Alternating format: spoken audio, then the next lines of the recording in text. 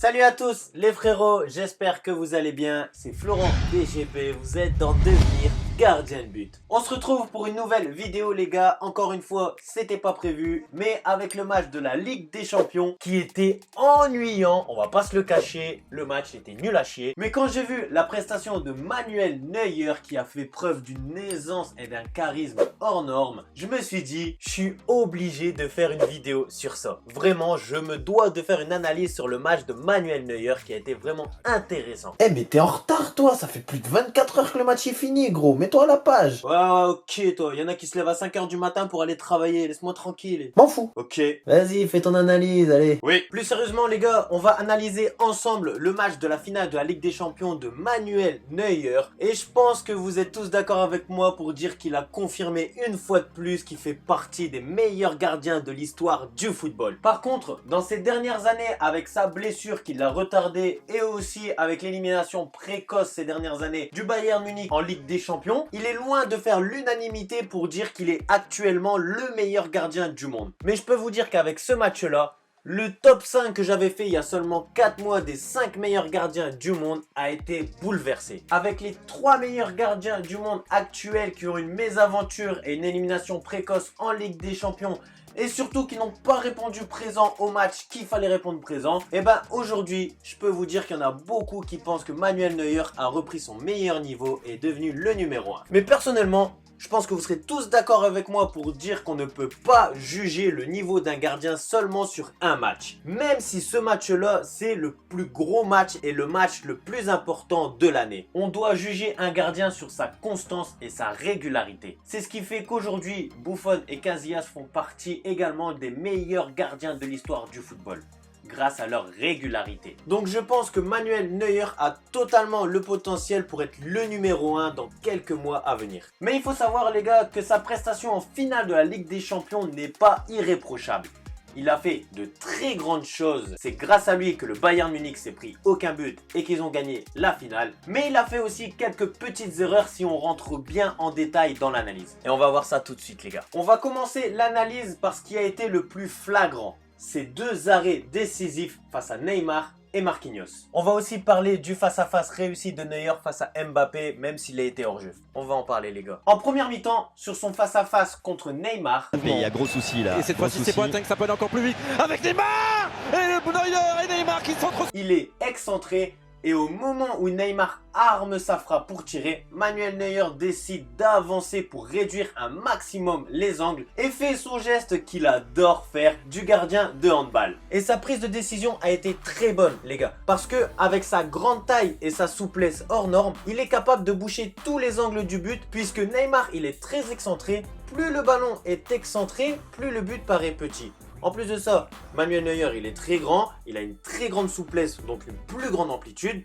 Donc, son choix a été très bon de faire ça à cet endroit-là du terrain. Au final, il a eu énormément de réussite parce qu'à la base, le ballon passait sous son pied. À la base, il a eu légèrement un mauvais timing, mais ça a été rattrapé par chance grâce à son bras qui se trouvait juste derrière. Si son bras n'était pas là, c'était but. Mais au final, l'arrêt a été fait, donc on peut dire qu'il a eu un très bon timing pour faire cet arrêt-là. Et au vu du contexte du match, vu que ça faisait 0-0, je peux vous dire que c'est un arrêt très décisif parce que si Neymar marque ce but-là, ça change tout le match. Et au deuxième arrêt, face à Marquinhos, on peut remarquer tout de suite que Manuel Neuer est très concentré pour vite réagir parce que Marquinhos, il arrive de nulle part. Avec Alaba dans son dos. Là aussi c'est bien joué. Marquinhos! Je peux vous dire que personne s'attendait à cette passe de Di Maria. Di Maria très fort hein. Et vu qu'il a été très concentré, il a vite réagi pour avancer et boucher les angles et utiliser la même technique qu'il avait fait contre Neymar. Avec son pied qui traîne, et ben il a fait l'arrêt qu'il fallait faire encore une fois. Et une fois de plus, on peut dire qu'il a fait preuve d'un timing parfait. Et sa prise de décision à l'endroit là du terrain a été très bonne. C'était ce qu'il fallait faire, il a eu raison. Bien joué. Et aussi les gars, je suis obligé d'en parler. Je sais que tous les supporters de Paris ont tous insulté Mbappé au moment de ce face-à-face qu'il a loupé. Wow. Hors-jeu. Position de hors-jeu. Hors-jeu pour Kylian Mbappé. Même s'il est hors jeu, vous l'avez tous insulté. Vous vous êtes dit, comment c'est possible de rater un face-à-face comme ça? C'est obligé, c'est obligé. Bah oui, bien sûr. Mais quand on remarque bien comment Manuel Neuer gère ce face-à-face, c'est impressionnant. Au moment où Mbappé reçoit le ballon, il est dos au jeu. Et quand il se retourne après son contrôle, on voit que Manuel Neuer, c'est à ce moment-là où il avance un maximum vers Mbappé pour justement lui montrer que c'est lui qui domine. Et ensuite, au moment où Mbappé prend l'information, Manuel Neuer décide de ne pas se jeter. Et ça, c'est ce qui fait la différence. On voit qu'il bloque ses appuis et il reste ses appuis pour montrer qu'il n'anticipe pas et qu'il est prêt à réagir. Une fois qu'Mbappé a pris l'information et a vu que Neuer ne va pas se jeter, il décide de choisir un côté. Et quand Mbappé arme sa frappe, on voit Neuer en train d'avancer et de se jeter en avant pour justement gratter quelques centimètres pour boucher encore plus les angles du but. Et il décide de se jeter encore une fois avec sa technique du gardien de handball en détendant au maximum ses jambes. Il a une souplesse incroyable pour réussir à faire ça sur un face-à-face face au but. Déjà, première chose, même si il est hors jeu, on pense que ça reste anodin, mais c'est un arrêt très important. Pourquoi? Bah cet arrêt-là permet à Manuel Neuer de prendre confiance en lui et à son équipe aussi de se dire « Ah, notre gardien il est bon, il est en confiance, donc nous on va être rassurés. » Mais d'un autre côté, cet arrêt-là a aussi une influence psychologique dans la tête des Parisiens. Parce que avec deux face-à-face ratés, un par Neymar, un par Marquinhos, et en plus de ça, même si on pense que c'est anodin, un troisième face-à-face raté de Mbappé, dans la tête des Parisiens, ils ont sûrement eu le doute. Ils se sont sûrement dit « Ah, c'est pas vrai, putain, il est vraiment trop fort ce gardien. » Peut-être pas, hein. Mais ça peut arriver, ce genre de choses-là. Où on a un gardien en face de soi qui arrête tout. Et au final, vous, si vous êtes attaquant, vous avez un petit peu le doute et vous doutez de vos capacités quand vous voyez que le gardien en face de vous, il arrête tous les ballons. Donc, c'est vraiment un arrêt super important. Mais on va pas se le cacher, les gars. C'est pas en faisant des arrêts comme ça qu'on va se dire que c'est le meilleur gardien du monde. Ces arrêts-là nécessitent de la réussite et surtout de la chance. Parce que même si, certes, cet arrêt-là nécessite un super timing, une superbe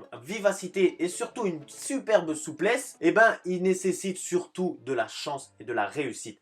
Parce que vous avez beau boucher tous les angles possibles, déjà, c'est impossible de boucher tout le but entièrement, sauf si vous vous trouvez à 1 cm du ballon. Si Neymar, Mbappé ou Marquinhos, ils avaient visé la lucarne à ras du poteau, ou même mi-hauteur à ras du poteau entre le bras et le pied qui se trouvait par terre, et ben Manuel Neuer il pouvait rien faire. Il suffit juste que l'attaquant place le ballon au bon endroit et au bon moment, et ben au final, on a beau faire n'importe quel geste que l'on veut, on laisse toujours une partie du corps libre pour que le ballon rentre dans le but. Donc, on va pas se cacher que Neuer, il a eu beaucoup de chance et beaucoup de réussite dans ces arrêts-là, mais ça reste quand même des arrêts très décisif. Ensuite, outre les choses les plus flagrantes, on va passer aux analyses en détail. On va parler de son jeu au pied dans ce match-là. Et Neymar qui continue. On va essayer de perturber la relance de Manuel Neuer. Vous le savez, Manuel Neuer a un très bon jeu au pied. Pied droit, pied gauche, tendu, volet couché, il sait tout faire. Par contre, dans ce match-là et dans les images que je vais vous montrer, son jeu au pied a parfois été approximatif. On le voit bien dans ces 3 passages du match où c'est une longue passe vers son arrière gauche Davis. Il y en a une qui a été réussie, une qui a été complètement ratée et une qui a été approximative. Mais la particularité de ces relances-là, c'est qu'elles ont toutes été faites du pied gauche. Alors que Manuel Neuer, il est droitier. Et c'est là qu'on voit les grands gardiens. Parce que pied droit, pied gauche, c'est pas un problème pour eux. Ils ont pas de pied faible. Il y en aura peut-être certains d'entre vous qui vont se dire « Mais pourquoi prendre le risque de faire une passe de son mauvais pied gauche alors qu'il peut la faire pied droit vu qu'il n'est pas pressé ?» Eh ben non, le choix d'utiliser son pied gauche a été très bon pour faire cette passe-là. Parce que au moment où il reçoit le ballon, il la contrôle de façon à la tirer pied gauche pour justement aller plus vite et gagner quelques secondes dans son enchaînement pour permettre à son défenseur d'avoir plus le temps et plus d'espace pour la contrôler, s'informer et faire la passe. Donc c'est super important que tous les gardiens professionnels pour faire des longs ballons ou des passes courtes doivent savoir utiliser le pied droit et le pied gauche. Parce qu'il y a certaines situations où on ne peut pas utiliser le pied droit ou alors on perd plus de temps à la contrôler et à la tirer pied droit qu'à la contrôler et à la mettre pied gauche. Donc c'est important d'utiliser son pied gauche. Et on voit aussi qu'il en a dans le caleçon. Parce que il y en a beaucoup d'entre vous, même dans des matchs amicaux, ils n'osent pas utiliser leur pied gauche parce que ils savent que leur pied gauche il est bancal. Lui, son pied gauche c'est son mauvais pied. Et ben même en finale de la Ligue des Champions, il l'utilise quand même. Quitte à perdre le ballon, il s'en fout. Ça montre qu'il a confiance en lui. On voit que la première, elle a été ratée. Et ben ça l'empêche pas de continuer à la deuxième, de réessayer. Il faut savoir faire abstraction des erreurs qu'on a fait auparavant. Et c'est ce qu'a très bien fait Manuel Neuer. Il a gardé confiance en lui pour continuer. Et les fois d'après, il a réussi. Ça permet à son équipe aussi de se rassurer, de savoir que son gardien, il a confiance en lui. Et voilà. Ensuite, dans ce passage-là, on peut voir qu'il rate son dégagement. Mais honnêtement, son défenseur l'a mis dans la merde. Il lui a fait une passe de merde.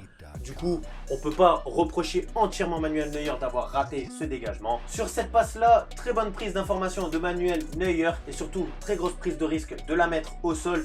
Mais qui est très important, c'est pour permettre à son défenseur d'avoir plus de facilité pour la contrôler. Et on peut voir aussi dans ces images-là que, comme à son habitude, Manuel Neuer a révolutionné le poste de gardien de but en jouant très haut. Mais c'est important que Manuel Neuer joue très haut parce que ça fait partie de la tactique du Bayern Munich. Le Bayern Munich joue essentiellement dans un bloc haut. Donc il faut aussi que Manuel Neuer accompagne le bloc pour serrer l'espace entre les défenseurs et le gardien.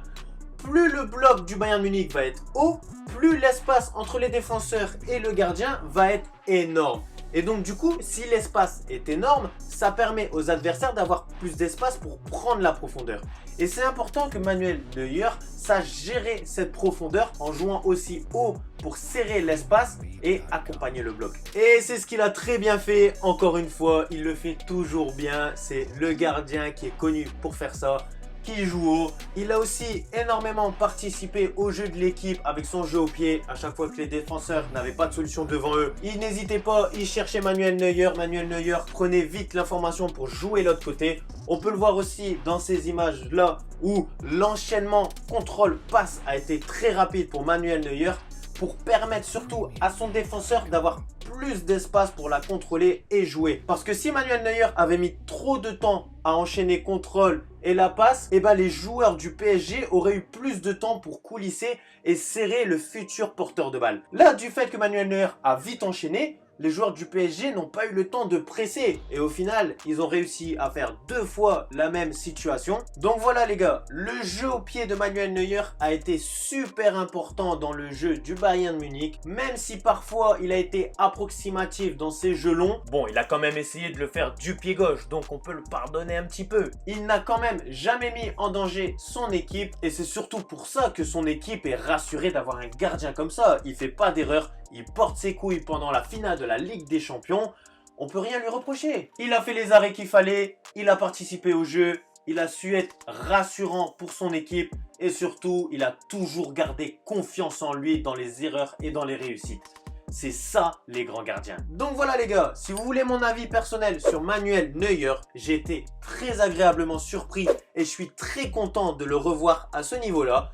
Mais c'est pas en un seul match qu'on va savoir si Manuel Neuer est aujourd'hui le numéro 1. Il faudra qu'il continue dans cette lancée-là et qu'il continue à être régulier pour nous prouver qu'il est bien le meilleur gardien du monde actuel en 2020. Sur ce les gars, j'espère que ça vous a plu. J'espère que ce style de vidéo en analysant les gardiens professionnels et les grands matchs comme ça vous plaît. Si c'est le cas, vous mettez un pouce bleu. Ça me fait toujours plaisir que vous mettez les pouces bleus. N'oubliez pas ça, ça m'aide beaucoup pour le référencement. N'hésitez pas à mettre des commentaires, ça aussi, ça m'aide beaucoup. Si aujourd'hui, je vais bientôt atteindre les 30 000 abonnés, c'est grâce à vous, c'est grâce à tous ceux qui mettent des pouces bleus, qui regardent la vidéo jusqu'au bout et surtout qui mettent des commentaires. Ça me fait super plaisir. Merci à vous les gars. Et pour tous ceux qui ne se sont pas encore abonnés, vous cliquez ici, vous vous abonnez pour rien rater de mes vidéos, analyse, divertissement et aussi des tutos qui arrivent très bientôt. Sur ce les gars, j'ai pas réussi à faire cette vidéo avant, je suis désolé, mais j'espère que vous avez kiffé. Passez une bonne journée. Bye.